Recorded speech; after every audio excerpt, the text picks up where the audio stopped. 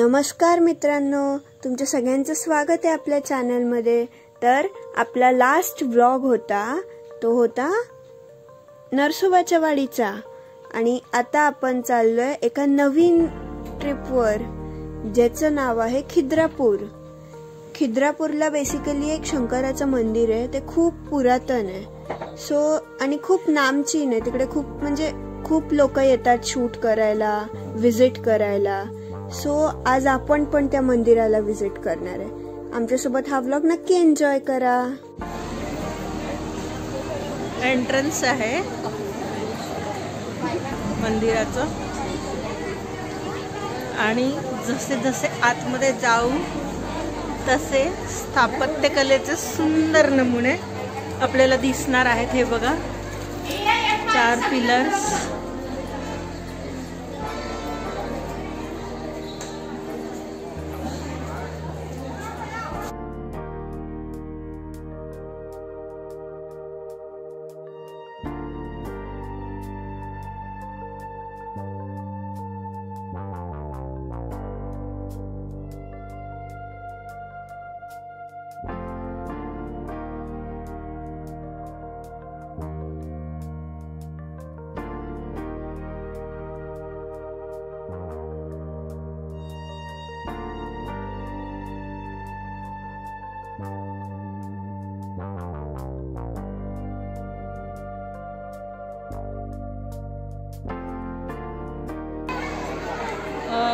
हम्पीचे जे हम्पी आणि बदामीचे जे चालुक्य घराणं आहे त्यांच्यातर्फे हे मंदिर बांधलं गेलंय त्यांच्याकडून। 1600 आणि 1700च्या शतकातलं हे मंदिर आहे। 120 टोटल खांब आहेत आणि खूप मोठा सभा मंडप। ह्याला हे जे आपल्याला समोरून जे दिसतंय ते आहे हा स्वर्ग मंडप आहे। स्वर्ग मंडप म्हणजे सभा मंडप, आणि आतमध्ये सभा मंडप आहे। हा स्वर्ग मंडप हा खाली म्हणजे आपले यज्ञ याग करण्यासाठी म्हणून हा बनवला गेलेला आहे त्या काळातच। आणि या सभा मंडपाच्या बाजूने ह्या ज्या दिशा आहेत ह्या 14 दिशा बनवल्या गेल्या आहेत। त्याच्यामध्ये सगळे ब्रह्मा विष्णू महेशांपासून तर सगळे ग्रह कोरले गेलेले आहेत, तुम्ही बघू शकता।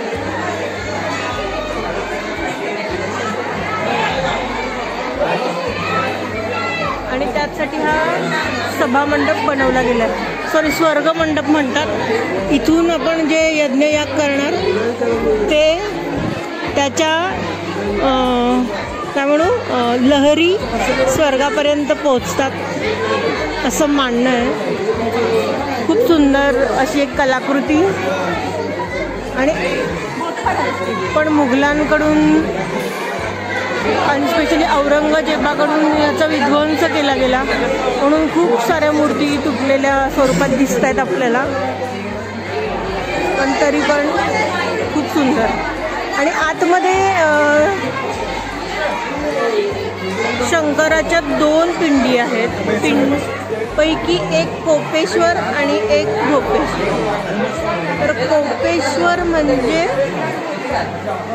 शिव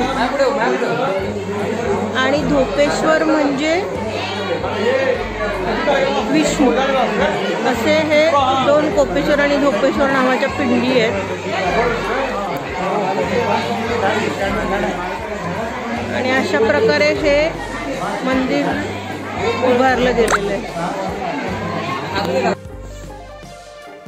हे बघा, मंदिराच्या वरपासून खालपर्यंत सगळीकडे नक्षीकाम कोरलेलं आहे। हे बघा, हे असं चारी बाजूने आपल्याला दिसतंय। आजूबाजूला सगळे खांब आहेत, मग छतावर सुद्धा गोल म्हणजे जी चक्र कोरीव केलेली आहेत। हे सगळे खांब आपण बघू शकता। प्रत्येक खांबावर अतिशय बारीक रीतीने कोरीव काम केलेलं आहे। हेच ते जे आतमध्ये पासून आहेत त्याने बाहेरपर्यंत ते 120 खांब. आपण सगळे खरंच एका वेळी कॅमेऱ्यात नाही कॅप्चर करू शकत आहे, पण जे जे पॉसिबल आहे ते मी तुम्हाला दाखवायचा प्रयत्न करते. गाभाऱ्यापर्यंत हे सगळं असं आहे. एका काही लिमिटपर्यंत इथे अलाउड आहे शूट करणं, आणि जिथे नाही आहे तिथे आता नाही करू शकत आपण, पण जेवढं पॉसिबल आहे तेवढं मी तुम्हाला दाखवण्याचा प्रयत्न करते.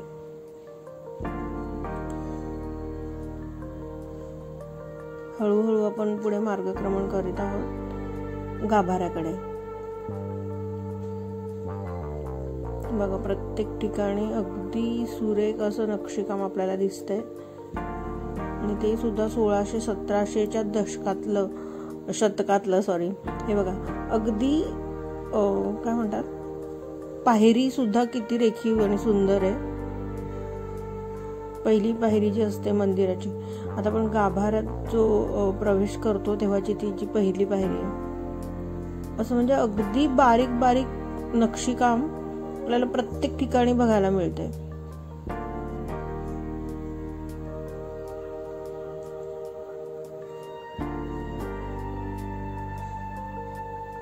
खूपच सुंदर स्थापत्यकलेचा हा सुंदर नमुना आहे. आपण दर्शन घेऊन परत आलेलो आहोत, कारण गाभाऱ्यात अलाउड नाही आहे शूट करायला, सो आपण दर्शन घेऊन परत आलेलो आहोत. आणि हे जे आजूबाजूला दिसतं ते बघा, म्हणजे अगदी त्या म्हणतात की कोरीव कामामध्ये सुद्धा काही कला, दिशा वरती पण दिसत नाही. ह्या 4-6 दिशा ज्या आहेत आपल्या, पूर्व, पश्चिम, दक्षिण, उत्तर, आग्नेय, नैऋत्य, वायव्य, ईशान्य, ह्या सगळ्या दिशा पण कोरलेल्या आहेत त्याच्यामध्ये. आणि त्या खांबांमध्ये सुद्धा प्रत्येक ठिकाणी वेगवेगळे देवी देवतांचे हे दिलेले आहेत. त्याच्यानंतर ब्रह्मा, विष्णू, महेश यांच्या मूर्ती आहेत, ज्याचं एकाच ठिकाणी उभं राहून आपल्याला दर्शन होतं. असे हे खांब आहेत. खरं तर ही माहिती इथल्या गाईड कडून आपल्याला प्रॉपर मिळते, पण तिथे जाऊन बघू शकतो. आणि जसं जसं आपण माहिती घेतो तसं तसं त्या म्हणजे मंदिराचं महत्व आपल्याला समजत जातं, उलगडत जातं. असं दिसताना पण आपल्याला सुंदरच दिसतं, पण जेव्हा आपण कुठली माहिती समजून घेतो कोणाकडून, तेव्हा हे सगळं खूप असं काय आहे याचं महत्व हे आपल्याला कळत जातं, उलगडत जातं. म्हणजे म्हणतात ना, रहस्य उलगडतात, तसा हा काहीसा प्रकार आहे. खूप सुंदर, म्हणजे मला तर वाटतं हे सगळीकडे खूपच फेमस मंदिर आहे, आणि ते खूप सारे चॅनल्स आणि हे लोक ऑलवेज शूट करत असतात. बाहेर इतकं धगधगतं ऊन असताना सुद्धा मंदिरात इतकं शांत आणि प्रसन्न वाटतं की. आणि हा याच्यामधला म्हणजे ह्या मंदिरातला सगळ्यात महत्त्वाचा पार्ट म्हणजे तो जो स्वर्ग मंडप आहे, हा खूपच सुंदर आहे. म्हणजे तेच की जेव्हा ते यज्ञ करायचे तेव्हा त्या लहरी पूर्ण स्वर्गापर्यंत पोहोचायच्या, आणि म्हणून त्यासाठी या स्वर्ग मंडपाचं त्यांनी बनवलं आहे. ते खरंच खूप लिटरली म्हणतात ना, नयनरम्य असं स्वर्गसुख असल्यासारखं वाटतं आपण इथे आल्यावर. खूपच सुंदर, तुम्ही बघू शकता. हे बघा, त्यातून उन्हाची असे वेगवेगळ्या प्रकारे त्याच्यावर जशी छटा पडते ना, तसे त्याचे वेगवेगळे हे दिसत जातात पैलू. खूप सुंदर. प्रत्येकाने नक्की भेट द्यावं आयुष्यात एकदा तरी असं हे मंदिर आहे. आपण हम्पीला जाण्याआधी हे मंदिर बघितलं तर हम्पीला काय असेल याची नक्की कल्पना येते.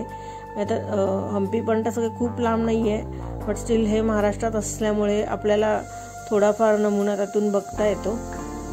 तर खूप सुंदर आहे. बघा, आपल्या इथे इतकं सुंदर हा स्थापत्यकलेचा नमुना औरंग्याने त्याचा विध्वंस केला आहे. कितीतरी ठिकाणी तोडफोड केलेली आहे. हे बघा, तुम्हाला दिसत असेल शूट मध्ये. म्हणजे आपल्या खरं तर खूप ठिकाणच्या मंदिरांची त्यांनी अशीच तोडफोड केली होती, त्यातलंच हे एक मंदिर आहे.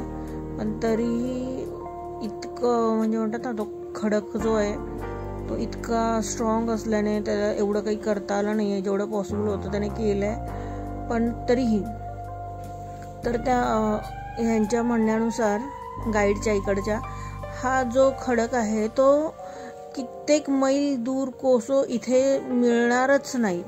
पण त्या काळात त्यांनी हा खडक आणून आणि खूप कमी वेळात हे मंदिर बनवलेलं आहे आणि ते सुद्धा इतकं नक्षीदार. म्हणजे आपल्याकडच्या कलाकारांची म्हणतो काय कोणाशी तुलना होणं शक्यच नाही. इतकी भारतातली कलात्मकता सुंदर आहे. काय मग कसं वाटलं मंदिर आणि आमचा ब्लॉग पण कसा वाटला ते नक्की सांगा. आणि हो, कॉमेंट करायला विसरू नका तुम्ही कधी या मंदिरात गेलाय का, नक्की सांगा आम्हाला. आणि तुम्हाला अजून जर का असे चांगले चांगले ब्लॉग्स हवे असतील तर ते पण कमेंटमध्ये सांगा, आम्ही तुमच्यासाठी ते पण घेऊन येऊ. तर भेटू नेक्स्ट ब्लॉगमध्ये. तोपर्यंत बाय बाय.